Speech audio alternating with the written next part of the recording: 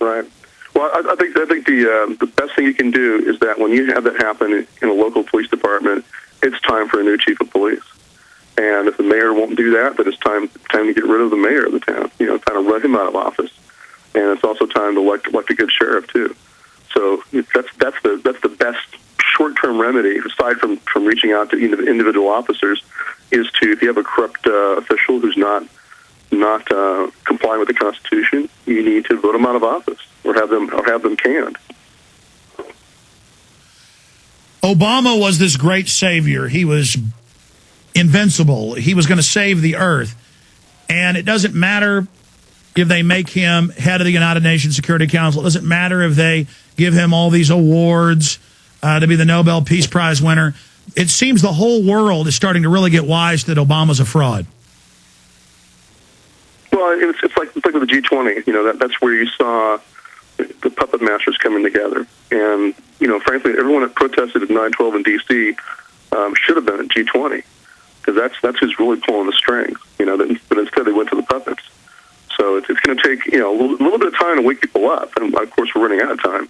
But the more they understand, it doesn't make a difference who's in office. That what counts is what agenda they're pushing. If they're pushing the same agenda, it doesn't make a difference. But you notice at the D.C.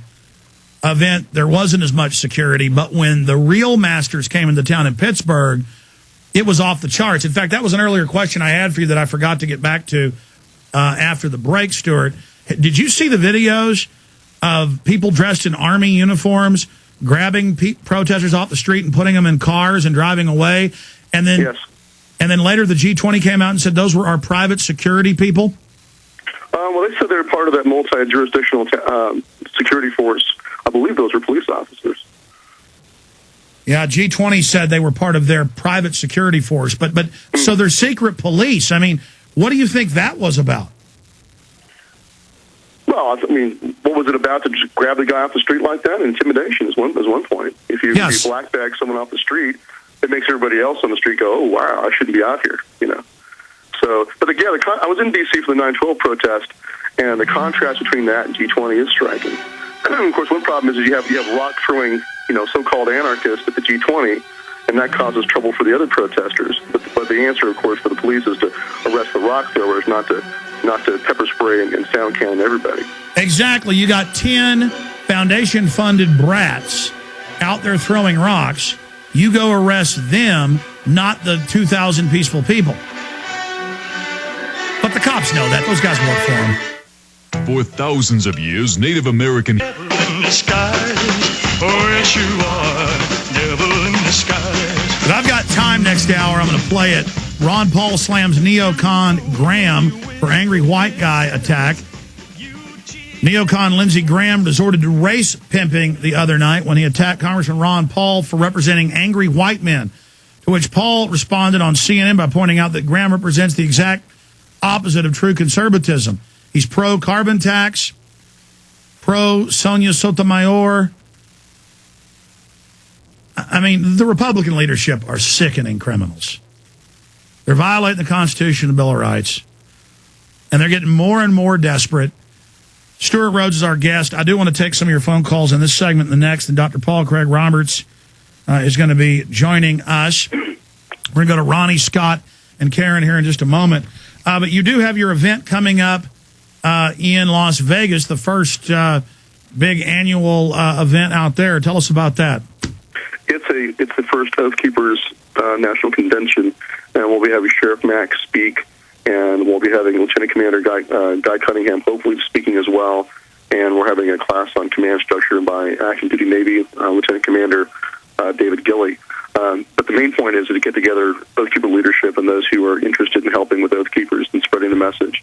And it's very short notice, but if folks want to come, if you don't want to have a meal, all you want to do is attend the speakers events. It's only $50 for the whole weekend. So it's this next weekend, October 24th and 25th in Las Vegas at the Texas Station Hotel.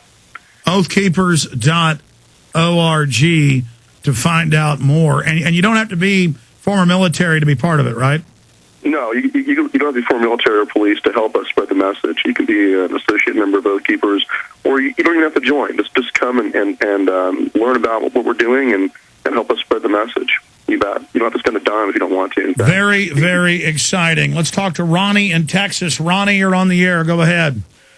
Reaver's Eads, thank you, sirs. I'm honored to follow, or concurrently, we're here with Mr. Rhodes of Oath Keepers, and because I'm here now because I'm able to be here now because I'm in effect banned from today's Austin City Council, which is totally counter to our First Amendment. These swift flipping, power-driven traitors at City Hall, but that's.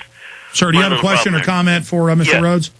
It's about Afghanistan and the blood of our troops overseas and our cops here at home, and that is the Afghanis have grown supposedly most of the world's opium. So our brave troops are now guarding those poppies so as to show our nation's collective preference for one group of illegal drug thugs over some other group of illegal drug thugs, and that's kind of my comment. But the comment is that, of course, that's our blood of our soldiers watering those crops. But instead, my suggestion is overnight, Obama could really earn this Nobel Peace Prize by unilaterally first he'd have to defy a couple problematic treaties about drugs, but by declaring absolute freedom for farmers right here at home. Think of it. Suddenly, all illegal drug thugs worldwide will totally lose power and influence. Ronnie, I hear you. Listen, I'm going to let you go because I wanted to go through the calls and go to people that were for Stuart Rhodes. Okay, not about legalizing hemp. You know, we talk about that all the time, and I appreciate your call. God help us. Let's talk to Scott in Arizona. Scott, you're on the air. Alex, Stuart, thanks a lot. Good day to you. By the way, one quick insertion along with my question for Stuart. You had a guy call earlier was asking about prevention for or if you've already had the flu shot. Dr. Blaylock put out an article on what to do if you've received the shot. So that guy can go look that up online. I think it's even on Mercola. Also, I have spoken to the chief of police here in our town, and he stated that, yes, he'd be open for receiving information, such as a lot of the stuff that's been put on your site, Alex, regarding the flu. He has basically I got a break. Dr. Paul Craig Roberts is coming up, former editor of Wall Street Journal, former head of policy, Department of Treasury, to talk about the death of the dollar. What is really happening right now? Stuart Rhodes, founder of Oath Keepers, is our guest. And I'm attempting to take people's phone calls here for him. Scott in Arizona, do you have a question for our guest?